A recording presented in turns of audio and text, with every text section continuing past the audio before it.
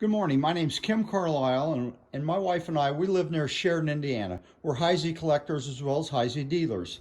This morning, I'd like to show you a few pieces out of our personal collection. These items aren't for sale, but I thought it might give you something to look at before conventions coming up and maybe raise your hopes of maybe finding some of these pieces at convention or pieces that actually fit in your collection. So we'll go through these items and I'll give you a little idea of what they are.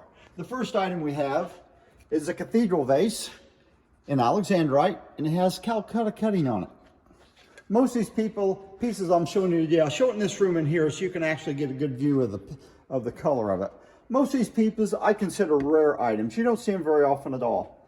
Next item is an Egyptian candle holder. It's all press piece, has 3 feet on it, and it's signed right up here at the top. Have an heirloom candle holder. This is one of the very few candle holders that Heisey made is actually a blown candle holder. This one you can see all the way through the middle. It's hollow all the way through. Put your candle in here, and this one has orchid etching on it. There are some of these known with Danish princess cutting on them. Here we have a steel vase. It has diamond optic. It's hard to see. Diamond optic, and it's in tangerine opalescent or experimental tangerine.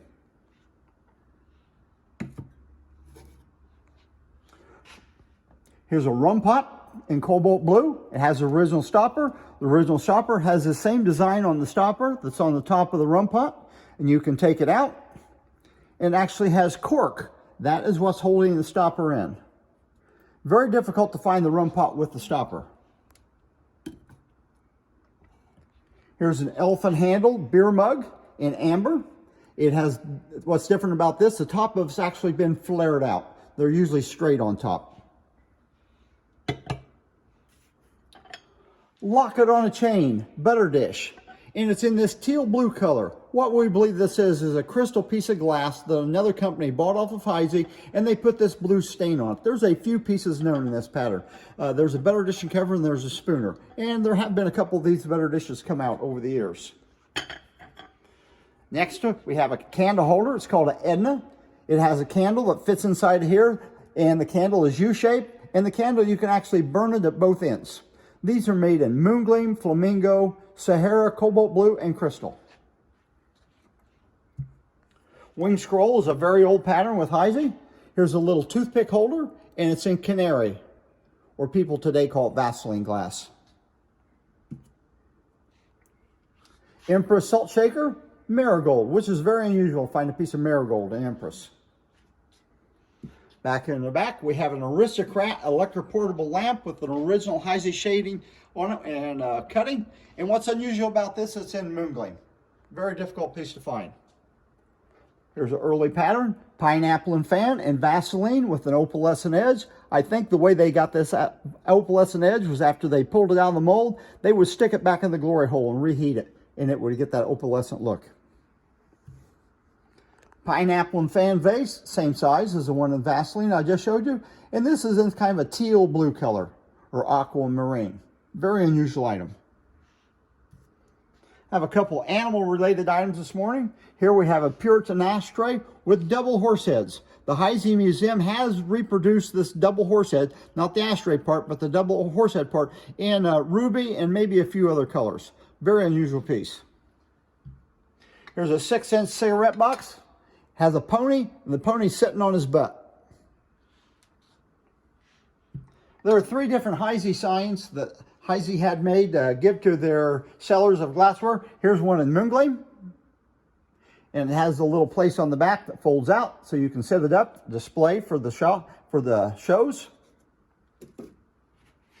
Here's one in crystal, and these signs are very unusual to find them. And here's a third one in flamingo. And the Michigan Club is going to be coming to convention this year, and they've taken these signs, they've reproduced them into magnets. So here's one in moongleam, then there's one in flamingo, and there's also one in crystal. These are nice, you can buy and just sit them on the shelves in your collection.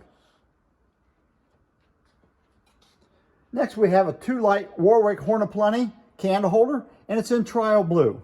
Trial blue was a color that Heisey was trying to come up with to compete with Cambridge's midnight blue, which was very popular for them, but it never took off. So there's very few pieces of trial blue out there. Here's a horseshoe vase. It's kind of an unusual vase for Heisey. It looks like a horseshoe here. It's got two spouts on it. And this one has Diana carving on it, and it is in Sahara.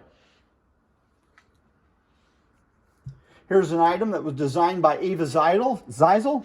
It is a roundelay cocktail shaker. You have the normal Heisey cocktail stopper and strainer. Then you have the bottom part for the shaker.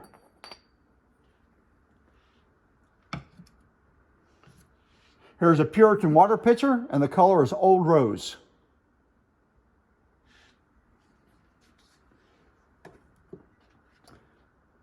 Here's a Revere cocktail shaker. It's in cobalt blue. There are a lot of companies that made these Revere cocktail shakers. You always want to look on the bottom. The Heisey ones will have the diamond H on the bottom of them. Lots of companies made these that the dimensions are almost exactly the same. And this one has an emerald carving on it, which is kind of unusual for a piece of cobalt blue to have an emerald carving. Heisey made an etching called Mermaid, which is very popular. And they put it on ball vases as well as other items. And we have three little ones here. Here's one in Moongleam. Beautiful decoration. And the next one, I don't know why they really put it on cobalt blue because it's very difficult to see. And all these ball vases will have white optic in them. And here's the last one, Sahara.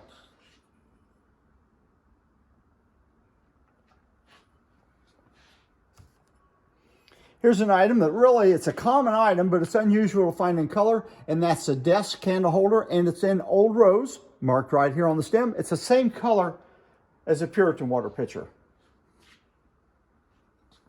Last item we have is a raindrop gold opalescent. It has an opalescent edge here, and the rest of it's in gold. Very difficult piece to find.